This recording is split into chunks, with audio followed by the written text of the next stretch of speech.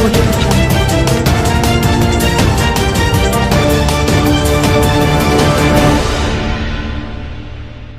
Center for African Liberation and Socio-Economic Rights has frowned at the United Nations and other international organizations for being relatively mute without any strict measure to address terrorism in Africa. According to the center, the UN is doing little and doing late by not sanctioning countries that promote and watch Boko Haram ISWAP, spreading its ideology of senseless killing across Africa. This was made known at a press briefing in Abuja on the worrisome bid by Boko Haram ISWAP to regain relevance from the tactic support enjoyed from unscrupulous country and international organizations. In a statement signed by convener Princess Ajibola, the center revealed that the UN failure to interrogate what is unfolding in the northeast of Nigeria and adjourning territory of Niger, Cameroon and Chad has encouraged nations backing Boko Haram to grow bold.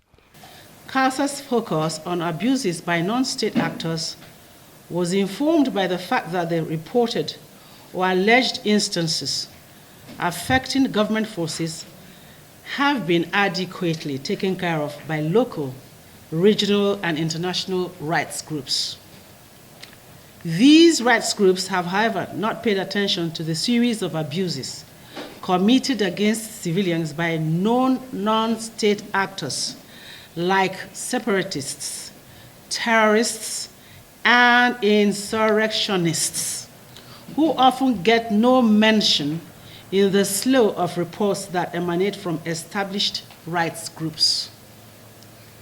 Ignoring the atrocities committed by such groups have further imperiled local populations because government forces are often wrongly accused for and credited with the human rights abuses, including murder, committed by these groups.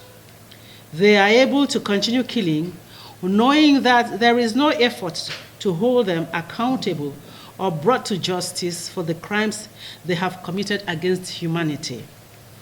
There is also the troubling pattern of rogue nations. Take note, please, rogue nations, even though they parade impressive democratic credentials, scaling up their tactical, policy, and material support for criminal groups such that they are able to continue launching attacks against non-combatant population while making attempts at staging spectacular standoffs against established militaries. The center called on the UN to condemn the activities of the terrorists rather than destructive indifferences. We talked about one of these European countries that is the backbone of this Boko Haram terrorist group in Nigeria. This has in turn made these countries funnel more support to the terrorists, like we quoted earlier. In recent weeks, it seems this support has now been further increased to include the recruitment of corporate media to help amplify terrorist propaganda.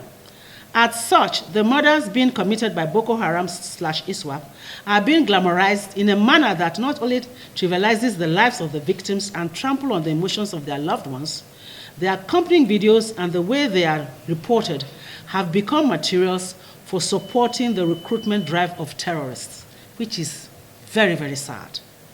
We are yet to see the United Nations condemning the activities of the terrorists, and it has also not called for actions against them. This has given the terrorists and their state backers the boldness to commit more atrocities on a daily basis. So long as they see the UN as incapable of playing its role, the situation will only get worse.